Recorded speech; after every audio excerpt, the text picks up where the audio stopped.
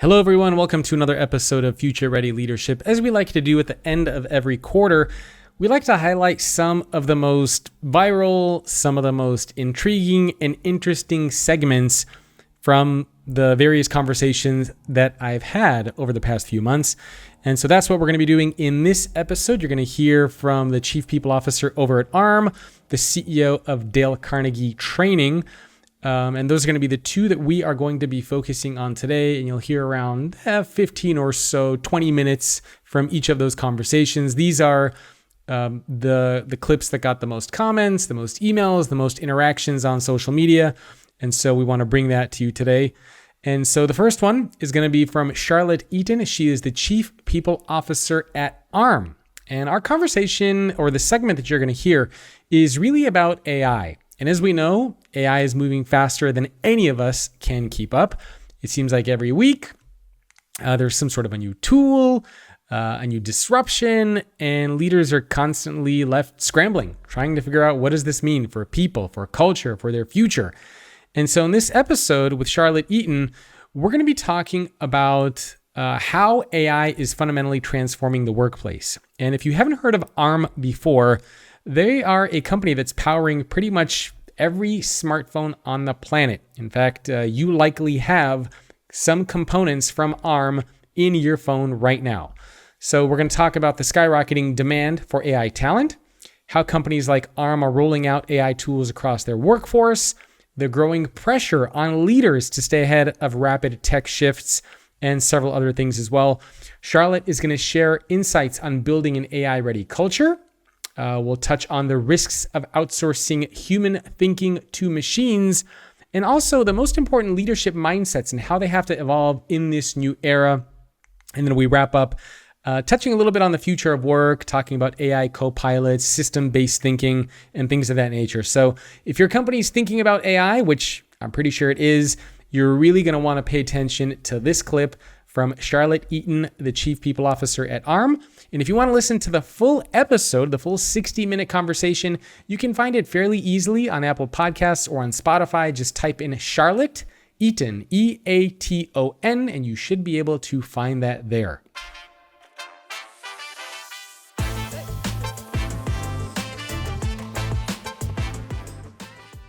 Can you share a little bit about what are you doing with AI internally? Because as we're recording this, Elon Musk just debuted Grok 4 and Grok 4 Heavy, which I believe has outperformed pretty much every benchmark that's been out there.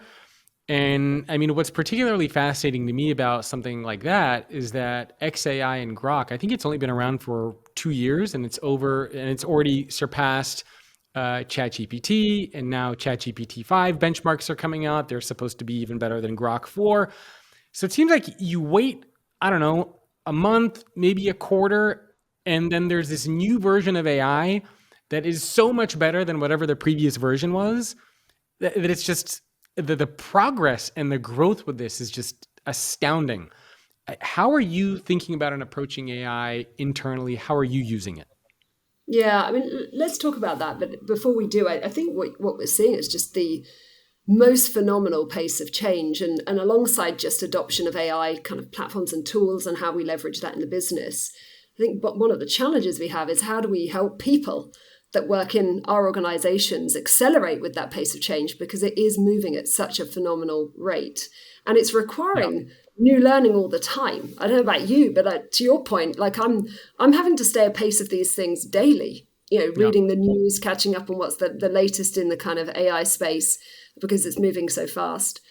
I'll tell you a little bit about where we were and where we are today. So I think for some time now, being a business right at the forefront of AI, our products are basically fueling it.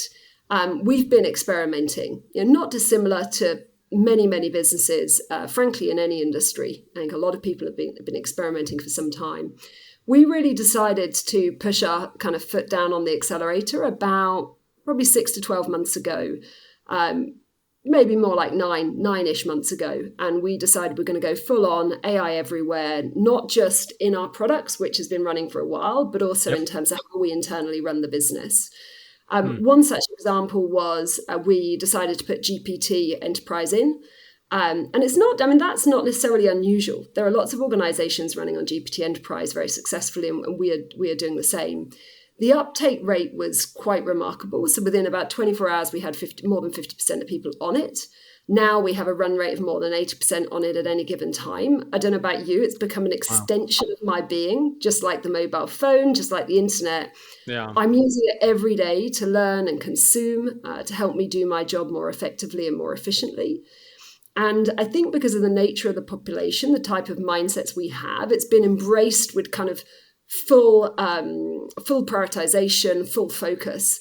So people are coming up that adoption curve super fast, and we're driving it quite intentionally and quite deliberately. So there's the old saying that kind of what gets measured gets done, for example. Yep. So we monthly dashboard it. We look at every area of the business in terms of their statistics on not just the use of GPT, but more widely the use of AI, what they're using it for, how swiftly, I guess, are we moving? We've got targets and measures against that to make sure that that adoption is obviously as quick as it possibly can be. We've run endless trainings. We've got champions, particularly in some of our more technical areas where there's more kind of specific technical use cases. So that's one example of many, but every area has been tasked with making this a top priority and making sure that, you know, we have use cases all the way through from the more strategic to just the day-to-day tactical. Certainly exists in my team. And as you go across the business, you'll see that very much reflected. So that's been our approach. But I recognize, being in technology, in some ways, people's understanding of it and therefore their ability, I guess, to consume it and start to use it is somewhat greater than you might find in some other industries where this isn't perhaps quite so natural to folk. Yeah, so you mentioned GPT Enterprise. So you rolled this out to all 8,000 employees? Yeah, every single person. And what are you finding? Because obviously you have a very highly technical workforce, but in general, are you finding some very specific use cases of how people are using AI, both on the technical side and non-technical side? Like what are some examples of how the employees there are using the GPT Enterprise? Yeah, I mean, I won't necessarily go so much into the technical today. I mean, great examples. We recently launched our new culture, and it's called the 10X Mindset. Within about 24 hours, I had an engineer who had built a custom GPT off their own kind of drive and motivation, that you can feed in any problem statement you might have, and it reflects back through the lens of our culture how to problem solve or what to potentially do. It gives you practical steps that you can take. And that wasn't even developed by my team. That was developed by someone else. And then they were like, hey, I've just built this, I've modeled it, I'm training it, and it'll be ready to go in about a week. And we then pushed it out. We've done the same for feedback. We've done the same for enterprise goal setting. I mean, those are some examples. And then there'll be others that will be, potentially all the way through to kind of the more strategic and how we operate. Clearly, that's generative. So now, what that isn't is providing kind of, so to say, agentic AI that will ultimately do stuff for you, which will come and is also kind of in the hopper. But this is where we've taken step one of investing our time for now. Okay. Yeah, it's really interesting to see the, how certain organizations are using AI. I talked to the CHRO of the S&P 500, and they told me, I think it was 40,000 employees they have. They made the AI training mandatory. They created a short AI training around 45, 60 minutes, made it mandatory for all their employees, and rolled out their own AI tool to everybody. And it's really crazy how a lot of employees are starting to use this, even in their personal lives. Even my daughter now, the other day we had dinner. I have an 8-year-old daughter. I have a 5-year-old son. And with ChatGPT, with the voice feature, you can have it, you can have conversations with it and tell it to ask me trivia. And so they were just going crazy with ChatGPT, having it ask them trivia questions and riddles. And they were, engaging with voice back and forth with this. And it was just crazy to see. One of the things that I worry about, I don't know if you worry about this as well, but are you concerned at all with everybody having access to AI and using it in a way to outsource their thinking? So for example, let's say, and this is the example I always use with various leaders, is let's say the company wants to move in a strategic direction, and I am for that direction. So I might go into something like ChatGPT to prepare for a meeting and say, hey, I'm a believer in this new direction of the company. Here's a bunch of data and files. Make me a bulletproof argument for why we should do this. And then let's say somebody else is going into the same meeting. They're against this decision. They put in the same information, same data into ChatGPT, and they say, make me a bulletproof argument for why we should not move in this direction. And then what happens is everybody shows up to a meeting and you become sort of the mouthpiece for AI at that point, right? You've outsourced your thinking, you've outsourced the decision-making to AI. And one of the things that I worry about is it possible for us to get to a point where everybody's just showing up to work each day, reciting what ChatGPT and what AI tells it to, because they've outsourced their thinking and their decision-making to computers? Yeah, I mean, I do think about it. I don't know anyone that probably doesn't think about that, particularly I also have young children. I've got 2 under 7. So I do think a lot about their generation and what this will ultimately mean down the line, I'm sure, as you do too. Ultimately, though, I think that's why, we have to retain the human in the loop, like that you have to be, no matter, I mean, I use this every day, and I use it to learn, I use it to check things, I use it to write things, but I don't trust it to be accurate. Not yet. And so I think we have to, as organizations, as the human race, so to say, we have to make sure we think about this as the interface between the humans and technology, and keep that right at the front of our minds, not just for our generation, but for later generations as well. Doesn't mean we can't leverage the technology, but I think the best power, the best innovation will come from the blend of both computer-based thinking and human-based thinking. That's where the magic happens. Yeah, I think it's going to be important for organizations going forward to have some sort of a philosophy around AI, but not outsourcing human thinking, and being comfortable asking questions when you go to a meeting and say, hey, did you use AI for this? Did you find any flaws with it? Did it get anything wrong? Did it challenge your thinking, right? Probing questions to just get a better perspective of how somebody used AI to get to a certain decision. Because that's the danger, right? You outsource your thinking and then you get challenged on that thinking and then you crumble because you don't have a way to back up, anything that you're saying. So are you thinking about... Therein though, Jacob, is a leadership lesson learned, right? You show up to a meeting, you bring something that a computer has built for you, you don't have any of the backing or sources. And I mean, for us in the technical world, our folks are... they will really go deep. They would challenge on your sources. They want to know where that data came from. And if you don't have the answers to it that you can't credibly respond to, then you're really going to struggle to make an argument. So I think we have to kind of almost channel that slightly a skeptical view around these things. It would actually be a helpful mindset to carry to make sure that the proper blend of human and computer-led thinking comes to bear. Well, the challenge is also that if everyone's using AI inside of a company, you probably will never even know, right? Mm-hmm. You might notice that emails become a little bit more polished, that people are a little bit smarter, but you won't really know that somebody's using AI. We had a funny story just in like a friend group. I'm on a WhatsApp text, and there's a bunch of people on there, and somebody was debating something, and then one of my friends put in a response. But you know how if you use ChatGPT, at the end of the response that it'll give you, it'll leave in its one little line in there, and it'll say, here's a response that you requested, which is warm and funny and blah, blah, blah. And so all of a sudden he puts a response into our WhatsApp group and he forgot to delete that part.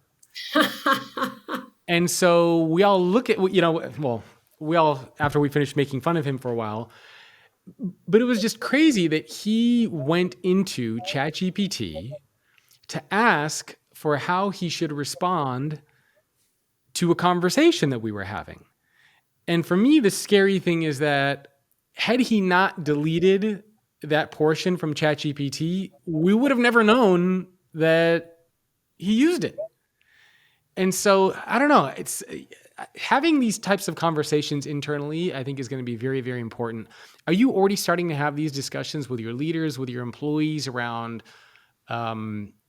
I don't know, guardrails, the philosophy around AI plus human, like how to talk about that stuff? Yeah, I mean, we're definitely talking about guardrails. We have to, we're a business where our things like our intellectual property are the magic of this business. So from day dot, we've had to talk about guardrails, how you leverage the platform and what for, human in the loop. Many of the things that other organizations will be talking about and addressing. Do we have a policy? Yes. Is it a risk balance policy? Yes, because we don't want to be overly conservative. We do want to be on the innovation end of the curve, and so we're driving this pretty hard. Again, I do think we are thoughtful enough that we are challenging. We've got a layer of skepticism or challenge when something comes forward, and by pure luck, that happens to be kind of built in somewhat into our DNA. So I think that actually helps in this type of environment. If that's not something that your environment or culture has, then actually you might want to kind of amplify that in this newfound world. But yeah, it definitely, we're thinking a lot about it. It definitely exists. And this is going to reimagine work and life, I believe, as we know it. Yeah. Can you unpack that a little bit? Like, how do you think it's going to change work and life? We didn't even talk about agentic AI, which is already starting to make its way into organizations. But what are the main ways you think we're going to see transformation in the next, I don't know, 1, 3, 5 years? What's your take on what work will look like? I mean, at its highest possible level, it's this intersection of humans and technology. If you're though of course in multi industries there'll be some roles which may continue where human empathy and compassion is absolutely critical, and those roles won't need any support of AI to do the job, and in fact shouldn't, because it's absolutely essential that human empathy, as I said, and compassion is brought to bear. Even in my environment, let's take mine, that there will be critical roles which are primary people interface roles that must always be a human being. But there'll be others where there'll be the co-pilot, where you'll be leveraging, it could be generative AI to support you. And there'll be others where, for example, you might say this core capability will be a person, but that person will be an AI. And if you imagine what that means, I think that means that certainly as leaders and people that are shaping organizations, we're going to require much more of a systems thinking lens. So if you think about that, like how do all of the different parts intersect and come together? Some of that might be technology, some of that might be human, some of that might be co-piloting, working side by side. But where does each play? I think we have to be very intentional and deliberate about where each of those plays. A, to leverage, of course, the power of technology, but B, to make sure that we're not falling into traps where it's a terrible experience either for a customer or for someone that works, in my case, in our company. So I think we're going to have to become very thoughtful about that systems thinking lens. If you take org design, I mean, for a long time, we've talked about things like robotic process automation and how do we look at processes and make them more efficient and optimized. I think in the future, things like org design are going to require us to actually be saying, where is Sally going to go? And Sally's the AI agent, and where is Bob going to be? And Bob's actually the human being. And actually thinking about the organization in that lens, certainly if I look in my lifetime, I don't think we've looked at it in that way. So I think fundamentally how you construct organizations, ultimately the shape of the roles in those organizations will evolve and adapt depending on that sort of overall spectrum of can it be supported by AI all the way through to no, it can't. It's got to be absolutely kind of human-centric and human-led, all the way through to how we interact at work, which is already changing. You and I've talked about that. We're there. The way that we interact at work is changing.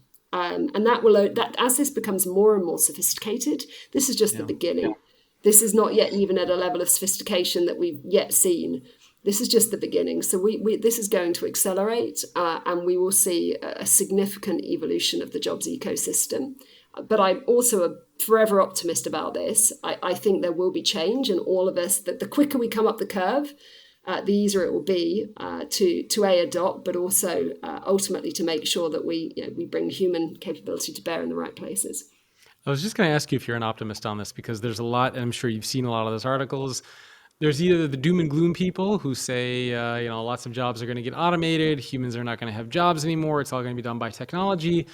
And then there is the other spectrum where people say, well, we've always said that about technology and we've always created new jobs and new things for us to do.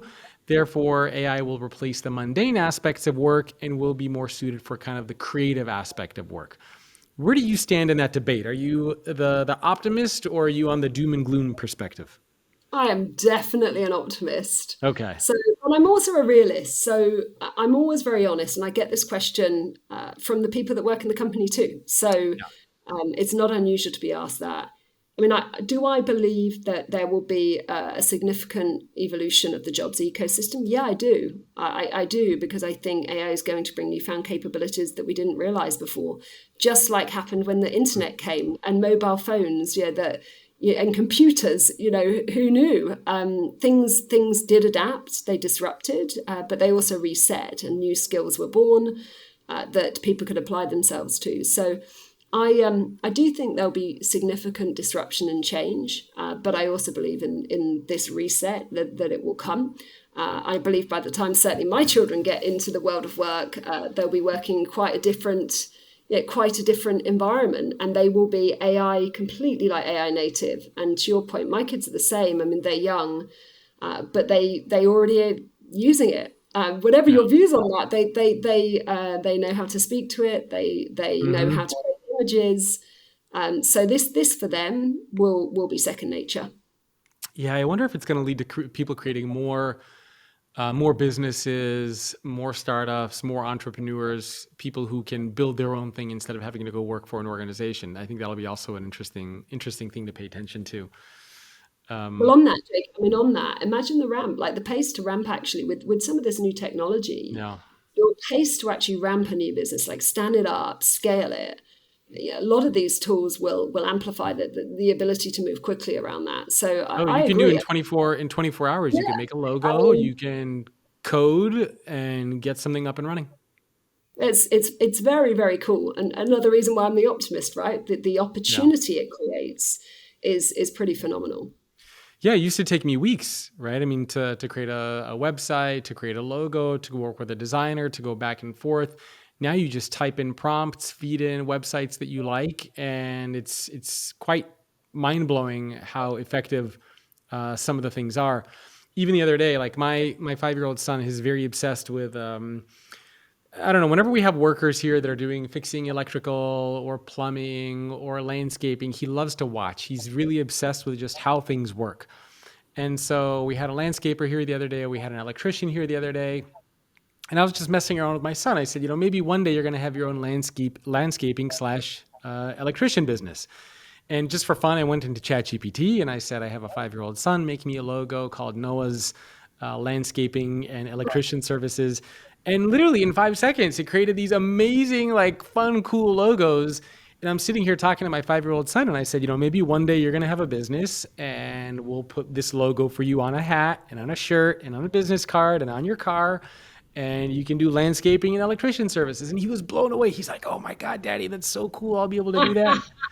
And it's right. And it was literally like 10 seconds to do this. And it gave me 5 different versions. So just the power that these tools have is really amazing. Are you Just Jake, concerned? Oh, no, go sorry, ahead, just please. just just on that one before we move on. I mean, again, I've used the word intentional once today, and I use it again. I do think this kind of massive shift will require us to get intentional. Let's take. I mean, one of the areas I'm really thoughtful about is emerging talent or early careers jobs, as I would say it. We know that these folks who are coming into organizations need to be fully equipped to leverage the power of this technology. And that's Yes. going to obviously require their education to support that. And that education ecosystem actually needs to evolve rapidly to enable that as well.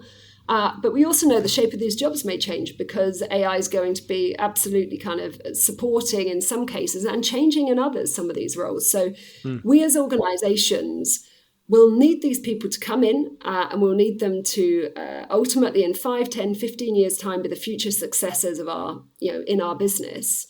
The question I think we have to ask ourselves is what do we do in this period of time as they join in this Yeah. disruption period to equip them to do that amidst the scale and state of disruption that we are and they will ultimately experience. And that's the bit I'm quite thoughtful about. Are you concerned with the black box issue of like I can imagine scenarios where legal issues, trust, ethics issues come up in the future where we're using AI for feedback, for ideas, for suggestions, for decision making, but we don't fully understand exactly how these AI tools are making their decisions and serving up their recommendations. So for example, if you're building a team and you feed in data from, let's say, 10 different people, and you say, give me 4 people who should be on this team, and it gives you those 4 people. Like, it's not entirely clear how these AI tools are making decisions as far as who's the best fit, who's not, who should get promoted, you know what I mean? So are you worried about these black box issues coming up in the future where somebody might say, hey, wait a minute, like, I don't agree with that. Show me how ChatGPT came to that conclusion. And then we're going to say, well, I don't know how it did it. I mean, I think we need to be that's a classic case of being really thoughtful about where you use AI and where you don't. How, if you're using it, for example, to select candidates, I would be extremely nervous about that. Which is so many companies are doing that. They're embedding AI into resume screening, into having phone calls with AI, into all sorts of stuff before you even talk to a person, and it just screens everything out and says, here you go, these are the best people. I think though that again, there is some control that you have around parameters. I do think that recruitment is a great use case for AI. So ultimately, how do you manage? We get thousands of resumes. I mean, imagine the quantum that come into our organization every week, and the amount of time that therefore takes to do it justice, to read every one, to give it, to give it the time that it requires. It's a massive, massive load. So I do think there's a really good use case there, but I think it's down to how you set that up with the right parameters, how you understand the architecture of it, how you train it, which obviously is ultimately the training is where a lot of the time needs to be invested to make sure it's looking at the right things. And then the ability to unpick it. So if you do get that question, you can actually go back and answer it. How did it get to where it got to? So that I think is where kind of some of this rigor and governance, which I know is a bit of a boring word at times, but is a really important word because on this, there will need to be some governance around how it gets used. If not, as you say, I think that there are some legitimate risks. You are not in human resources anymore.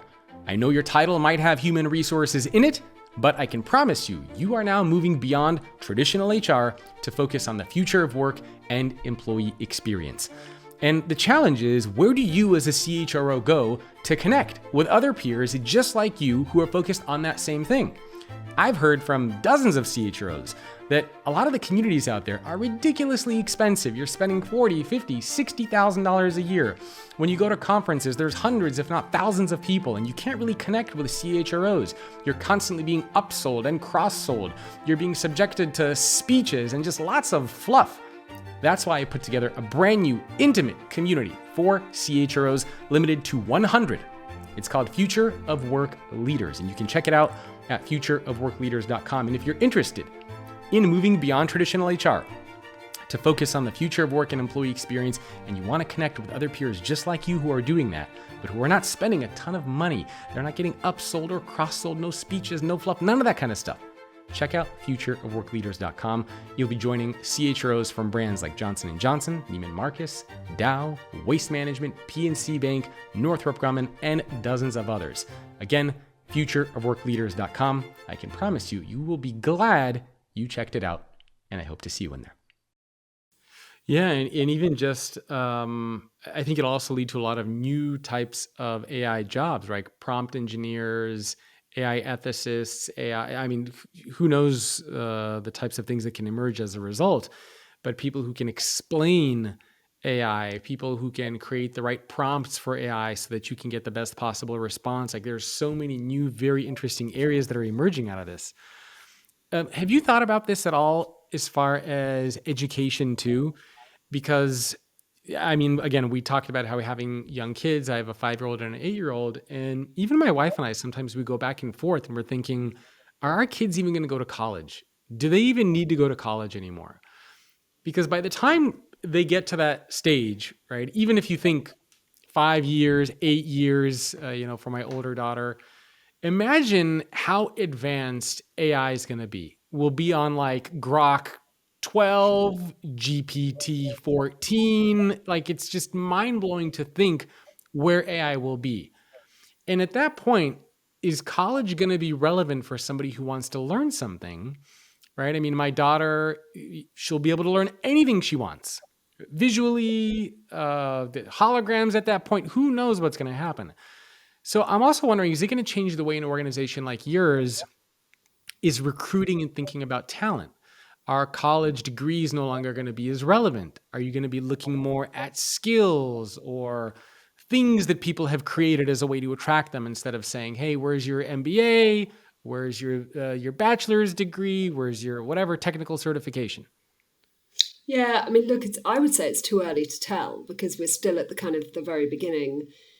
Might it? Yes, I think about it too. What will it mean for? How do I best? I guess I asked the question: How will I best advise my children Yeah. down the line? But it's honestly it's too early to tell because they're between now and the time my kids will be ready to even consider college.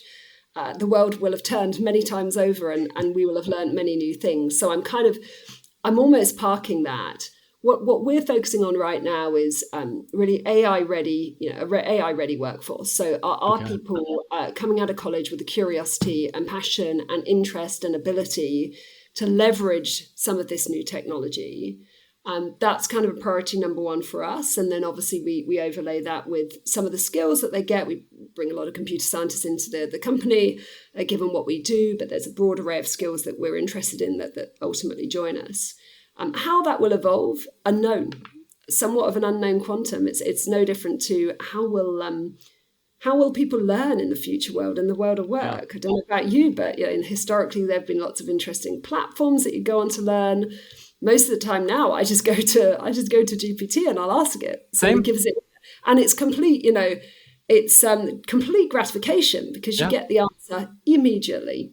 Yeah. So I think it's really interesting how higher education, how will they adapt? How will they think ahead for that towards that massive shift? But the whole ecosystem will have to adapt beyond just work and organisations like ours. There are many interconnected parts, higher education being one, even frankly down into kind of elementary and primary school education, as we call it in the UK. The next clip that you're going to hear is from Joe Hart. And Joe is the CEO of Dale Carnegie Training.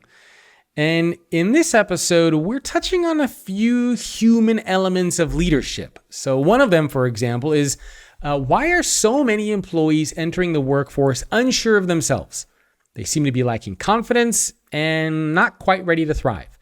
And again, with the huge influx we're seeing with AI and automation, what should leaders actually be focusing on to future-proof their people? And so we're going to be spending a lot of time talking about that and how to future-proof your workforce by refocusing and recentering on some of the timeless human principles, things like empathy, trust, and communication, collaboration. We'll look at why things like emotional and social intelligence and not technical expertise are going to define leadership success in an AI-powered world. You'll learn how to lead across generations.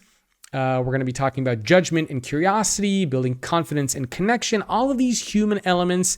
And lastly, we'll touch on how leaders can prepare Gen Z to be job ready through more confidence building and less criticism, and how to balance high-tech tools with high-touch leadership. So this is a little bit of a contrast to the previous clip that you heard from Charlotte Eaton, where that one was all about AI. So enjoy this segment from Joe Hart, the CEO of Dale Carnegie Training.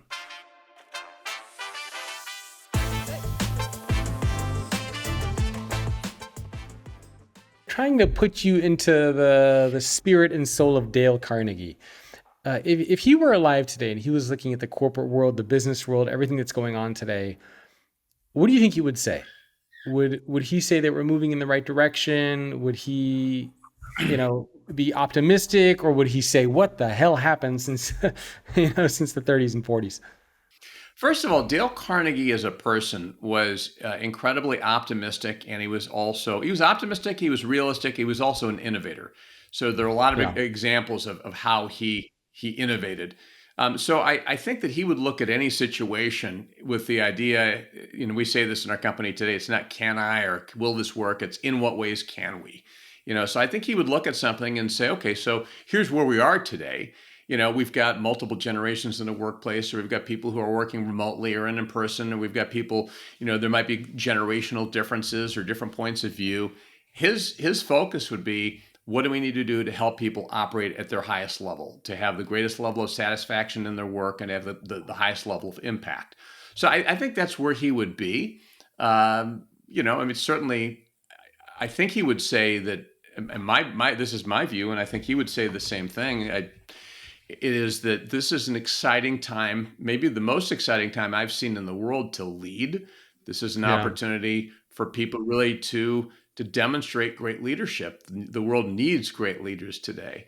In many ways, the world is struggling, right? There's a lack of confidence in leadership, and there are different points of view about what priorities are and so forth. And now you've got people who are remote, and you've got all kinds of AI coming into the workplace. There's just a lot of things that are changing the dynamic of work, so that if you think about even 10 or 20 years ago, things were very different.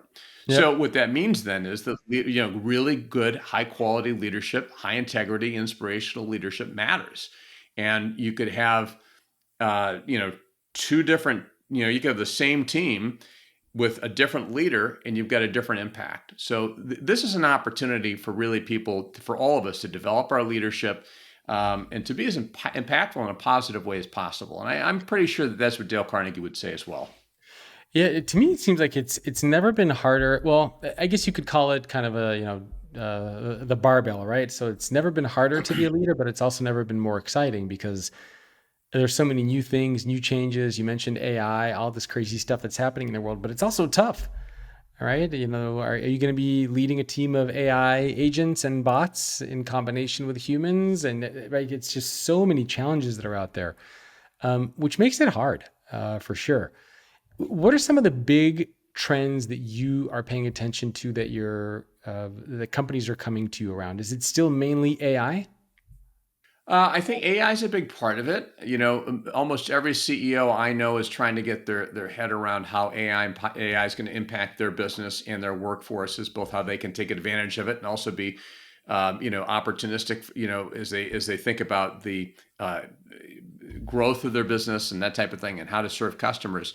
So that's definitely a topic. Another one is about just the generational differences. We've got 4 or 5 generations in the workforce right now, and people see things very differently. And so, how do you, many people will talk about Gen Z, and there are different points of view about where Gen Z is. And so, how do you motivate Gen Z, or what does Gen Z care about? What about millennials? What are your perspectives on Gen Z? I'm curious.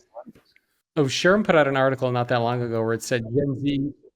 Yeah, they said Gen Z is the loneliest and least resilient generation alive. And then there are other people who say, no, that's garbage. Gen Z is willing to work really, really hard. And other people say they're lazy. There's kind of either you love them or you hate them. Yeah, I would say that I'm much more bullish on Gen Z than maybe some other people are. And I think part of it is, I mentioned this principle, which is to try honestly to see things from another person's point of view. And, so what that means then is we might look at someone who sees things differently than we do, or acts differently than we do, and we can act in a way that is condemning or say, what's wrong with these people? Or on the other hand, we'd say, maybe they've got different values or priorities. So let's seek to understand that. So many things we see in our research, and we conduct global research for Dale Carnegie, is that many members of Gen Z, and Gen Z, maybe I hate to stereotype people in terms of generations, but we do see different values around, what's important. Maybe sometimes purpose and transparency and authenticity and work and some of those things. And I don't want to say balance, it's an overused word. But people are looking at life differently. I think particularly coming out of COVID, people are looking at what's really important in life. And so you have some members of Gen Z who, someone might say, well, they're not as ambitious. They are shying away from leadership. Well, that could be true maybe to some degree. And at the same time, maybe what they're looking at is leadership that really calls them to respond. Is there a purpose in what I'm doing? Is it meaningful? Is it going to be impactful? And that's how I tend to see it. The bigger challenge, though, Jacob, for me, I think, is ensuring that everyone is kind of got a level playing field. And what I mean is, certainly Gen Z has struggled with things that other generations haven't. You could say it's an opportunity. Social media is an opportunity, or cell phones are an opportunity. But at the same time, we see higher levels of insecurity, inability to interact with other people effectively in some cases. And, many studies that talk about how Gen Z is not prepared for the workplace today. So I think the opportunity for us as leaders is to say, in what ways can we help ensure that people are getting the support and the training and that they need so that they can be effective. So it might be that the reason someone may be less ambitious is maybe that they lack the confidence that they can do it. Has anyone ever really taught them how to do it? Has anyone cast a vision for what great leadership could be for them? So, again, we could look at somebody else and say what's wrong with them, or we could look at ourselves and say, what do I need to do to help inspire and lead this person? Yeah, I was actually listening to a study today that was talking about the replacement rate in the United States. And it was saying that right now, the replacement rate is 2.1 babies, and we're currently at 1.59. So when you're talking about multiple generations and generational work, these economists that were debating what work is going to look like in the United States over the next 10, 20, 30, 50 plus years, with baby boomers, with millennials, with Gen Z. So there's also just a lot of broader socioeconomic and geopolitical issues that I think are fundamentally impacting and influencing how we're thinking about work as well. Because if we don't have enough people in the workforce, what does that mean for our retirement age? What does that mean for how long we're going to be in the workforce? If we're switching jobs, if we're staying in single careers, are those all conversations that people are coming to you with as well? Yeah, they definitely are. And particularly because we're a global company, a lot of times I'm talking to people in different parts of the world where the birth rate is even lower than it is in the United States. And there are real issues and real concerns there about those populations, about the workforce, about what's happening in an older workforce and that type of thing. But I also think it's going to be very interesting to see how the dynamics of AI are going to play into this in the years ahead, because there will be disruption to the workplace. And, one of the things that we're focused on at Dale Carnegie is really helping people prepare for this new world of work that they're going to have. How do they future-proof themselves to make sure that they can continue to thrive irrespective of what may happen, with AI. And part of that means, and this is interesting too, Jacob, because and we've done research on this, and I know there's a lot of writing on it as well, that as AI becomes more prevalent in the workplace, the kinds of jobs that will be replaced are those that are more repetitive and that type of thing. Even in many sense, hard skills and things like that, the knowledge becomes almost a commodity in a sense, right? Because so much of what AI knows, it can analyze and mine very quickly.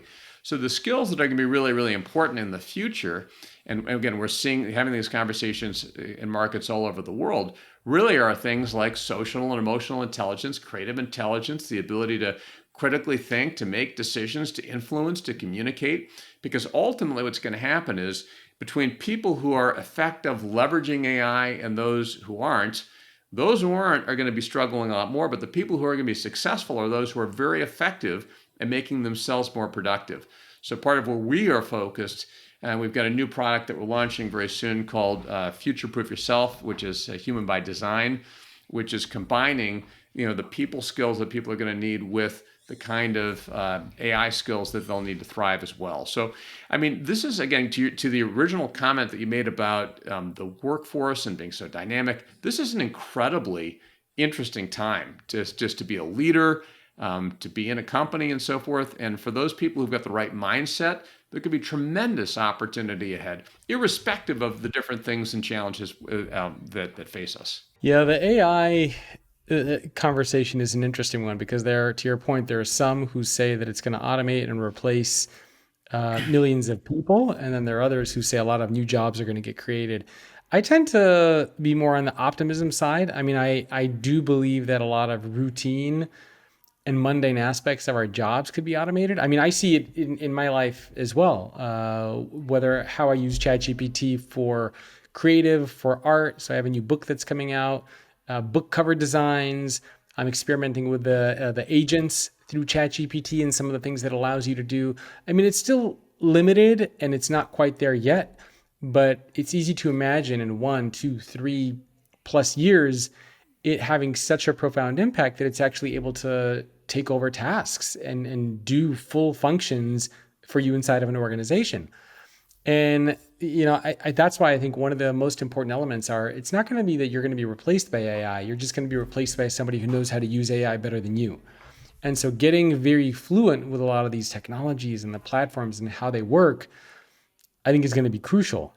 But at the same time, if you're also somebody who has a repetitive job, like even in the creative space, they used to say that if you are somebody who's creative, your job is going to be secure. But I have a designer that I work with, and he would traditionally design book covers for me, charts and graphs, and make all these beautiful visuals. I go to ChatGPT and I can get like 50 book cover designs in 2 minutes. Right. And now maybe I will give those designs to him to kind of fine tune them a little bit, but this would take him weeks to come up with 50 book cover designs. I get it done in like 2 minutes. It's crazy. No, I think you're 100% right. And I think we're all seeing that in so many different areas. And it's interesting. I was talking to yesterday a woman who works in a call center. And, call center jobs, I was at a conference in May and there was a CEO who was talking about his call center. And he said, I think we can probably to have 30 to 70% of the call center of our call center volume handled by AI, very soon. And the interviewer said, well, how soon are you thinking about 6 months, a year? He said, no, probably the next 30 to 60 days. And, Wow. but what they want is then for AI to handle that initial call volume. And then for things that are more complex, for that to go to people, right? So you're still going to have people involved to some degree. And so my comment to this friend of mine who works in a call center was, I would be doing everything I can to become as valuable as I can and differentiate yourself. So how do you become as effective as possible?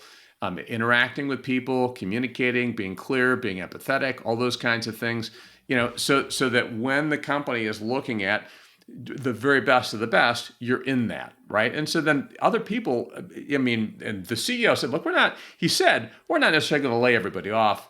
And I hope that that's true. Maybe they'll reskill some people and that type of thing. But the reality is there will be disruptions ahead. So even in your example of, the artist, it's like, well, so what can you add to AI? How do you make AI even better? How do you intuit maybe more what Jacob is looking for in his book? How can you, So there's still going to be that level that in a case like that, this can be really, really important. It seems like in many cases, AI today is not able to get all the way there.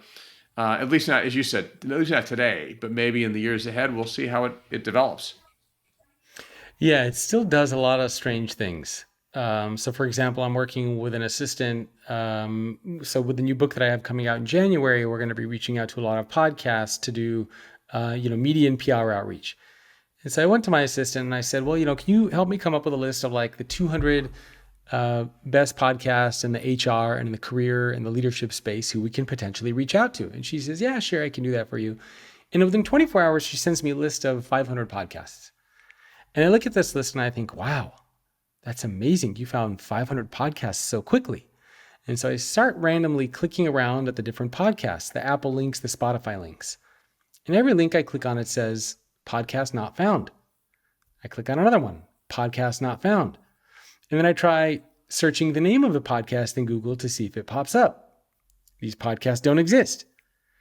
And I did this for probably around 20 of them. And I'm like, okay, something weird's going on here. These podcasts don't exist. These links are broken.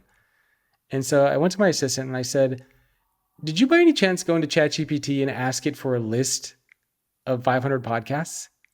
And she says, yes, I did. And so what ended up happening is ChatGPT took her request and it made up a list of 500 podcasts, and it even made up fake URLs for the podcasts. It came up with fake host names. It came up with a fake number of reviews, a fake average review for how many stars that podcast has. And it created this massive list for her, which she then copied and pasted and sent to me. And so even now, there's a lot of, it has good intentions, but ChatGPT and a lot of these AI tools take your intentions and they try to make them a reality without fact checking.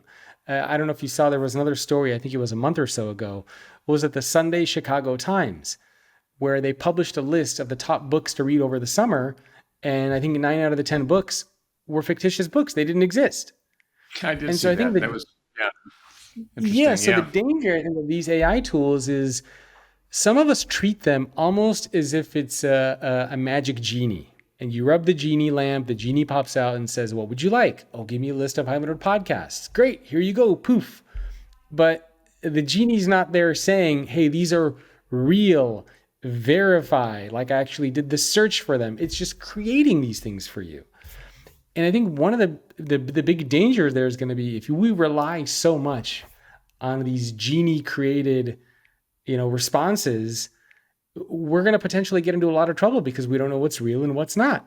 I've had issues with AI making fake graphs, giving me fake quotes, just doing all sorts of stuff because I asked for it. So now when I use these tools, I have to specify, I want real data, real quotes, give me the sources. It's almost like you're talking to a high school or a college student who's writing an essay for you, and you're like, prove your work, show me where this came from. Otherwise, I don't believe you. So it's really a very, very interesting thing to be paying attention to.